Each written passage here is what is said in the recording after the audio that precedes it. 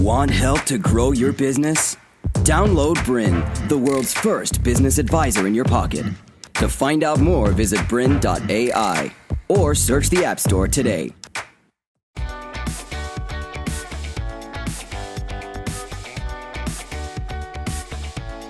Hi and welcome to Masters of Business. My name's Roger Simpson. And what we're covering off today is how to influence staff behaviour in 30 seconds or less. So there's actually quite a bit to that. So we've got a fair bit to cover off. So I'm going to just take you through that right now. So first of all, why it's important to get the big picture right before we actually even start managing our staff. Going to also look at thoughts around the age-old adage of hiring for attitude and training for skills. And I'll explain exactly what that means when we get to that topic. Also, a key area we work with a lot of our clients is how to recruit the right people. So I'm going to share with you 7 tips for how to recruit top talent in your business that will requires less effort but gives you a much better result. Why it's important to make your expectations very clear up front with new staff but also existing staff. When you've got new staff, how to develop a rock solid training program for those new recruits. We call it setting them up to succeed. Why catching people doing it right is a major part of people management. How to know the right time and wrong time to intervene as a manager. And we're going to share with you our simple 2-step formula for giving feedback when something's not up to scratch. And with those 2 feedback models I'll share with you this afternoon, you can take those away and use those immediately, and they have an amazing impact with your staff. And finally, as I said, lots to cover today, how to ensure your team members adopt and stick to their new behaviour. I've been in the training industry now for close to 25 years. And what I find the biggest challenge is that people send their staff to training and then expect miracles to happen. Now, we provide the miracles when they come along to the training, but unless training's followed up, then it tends to fall away quite rapidly. So we'll look today about how you can make sure that doesn't happen. All right, let's get started. So a bit of background about who I am. So as I said, my name's Roger Simpson, and my company's called The Retail Solution. Now we provide companies with skills and processes to increase productivity through their people long term. Not short-term fixes, but long term. So we provide training and advice to increase customer service and sales. We also provide training to help managers recruit the right people. And a key part of our business is improving managers' skills and coaching their team and being a more effective leader. And what we find is that most people move into a management leadership role and they actually receive very little training about how to do that. Because they're the most experienced salesperson or the best salesperson, they think they're going to make a really effective sales manager or a team leader. Unfortunately, the two don't necessarily just happen. So what we'll share today is how you can actually be a more effective leader. So some of the clients we work with. So you can see there's a broad range of clients we work with here in Australia and also New Zealand.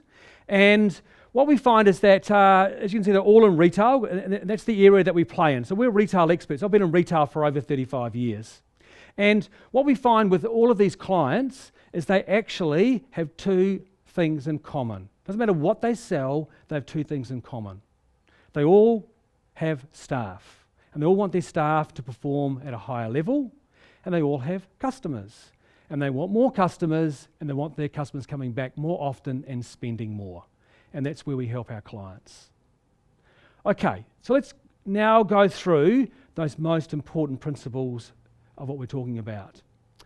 So, one of my favourite books is by a gentleman by the name of Jim Collins. He wrote a great book called Good to Great. And in that book, a lot of research was done around talking to CEOs of very successful companies. And what they did, which I really liked, was identified what are the key principles for success. And amazingly, how much of this actually was aligned.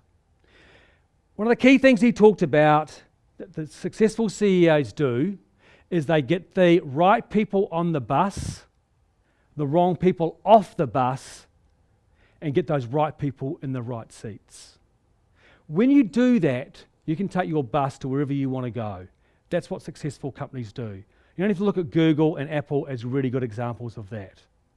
Now, the challenge with today is unfortunately what you can't do is when you're sitting there watching this video, start going, oh man, I've got a couple of staff who I really need to get off my bus. You can't go back and go, right, you're fired and you're fired. It doesn't work as simply as that. And we also have laws here in Australia and New Zealand as well that prevent us being bad employers. What you need to do is work with those people on an ongoing basis. But fundamentally, I believe this, is that most team members want to do a great job. I fundamentally believe that. I don't know too many staff who get out of bed in the morning and go to work and think, how can I make my manager's day an absolute misery? If we have those people, we need to make sure we get rid of them rapidly. But what I find is that most people want to do a good job, and in fact, why they don't quite often is it's us holding them back. Us as managers is what I mean. So let's look at some key things. Hire for attitude and train for skills. Now, what do I mean by that? What I find happens quite frequently with a lot of businesses, particularly in retail, is that what they like to do is employ staff who have experience. Because what that does, of course, you might think of the liquor industry, or you might think of it in pharmacy, you might also think about cafes as well, baristas, etc. So they think, oh right, if someone's got experience, they're well trained. So my training time will be less. They'll hit the ground running, I can spend less time training them, they're up to speed, they're going to be fantastic. Now, what I find quite often is that along with experience comes baggage. Because what's happened is they've worked somewhere else, they might have got annoyed with their boss or didn't like the hours or didn't like the pressure being put on them to perform, so they then leave. And what they do is they now go and find a job in a similar industry. So, what I know from experience, I said 25 years in the training industry, trained thousands and thousands of leaders and staff, frontline staff, is that you can't train attitude. You have to recruit it. And what I mean by attitude are the personality things. So in retail, what we're looking for, of course, is people that smile. People that actually are going to engage with a customer, initiate conversations, etc. Now, if someone doesn't smile, it is very, very difficult to train them to do that. It's a personality trait. We've developed our personalities by the time we're 7, so it's very difficult to actually change that. So what you do, of course, is you hire for that. You hire someone with a personality, and if they have a great attitude as well, they're going to be open to new learning, open to feedback. So they might be slow starting off because you've got to teach them lots of things and product knowledge, etc., but then they're probably going to be fantastic. So that's what we mean about hiring for attitude, training for skills. Be very careful of falling into the trap of just going for experience. Okay, let's have a look at the 7 steps now for recruiting the best staff. The first area that we look at, and what a lot of businesses don't do initially, is they don't spend any time thinking about, well, what's my current team like? What are their strengths and what are their weaknesses? So if we look at, for example, a team's weaknesses. So for example, and I'll talk retail today because that's my area, but this applies to any business. So if we think about weaknesses, so in a retail environment, we might have a really young team. So lots of young people. So it might be a weakness that they're all young, they like to go and party, etc. So maybe we need someone who's a bit more mature to come along and strengthen that team. Bring some good values along. Or a weakness might be, for example, that our customer service isn't great. So I've got to make sure that when I recruit someone, they've got to be very strong in customer service.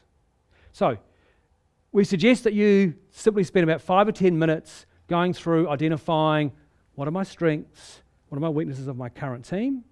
You document that, you do it once, you might pull it out each time you need to recruit someone and fine-tune it, but that forms the basis of what is the ideal person going to be. Speaking of ideal people, we're going to strongly recommend as well that you create an ideal person description. Everyone's familiar with job descriptions because that's about, I give that job description to the person, here are all the tasks I want you to do. That's fine for the person and also fine to organise questions, etc. But what we need to also do, I believe, is identify the perfect person we're looking for. Because if we don't, how will we know what they are or what they look like when we see them if we don't create that ideal person description? So what I mean by that is very simply, once again, going through a couple of lines and identifying around, for example, in retail, personality is a key one. So obviously you want someone who smiles, yes?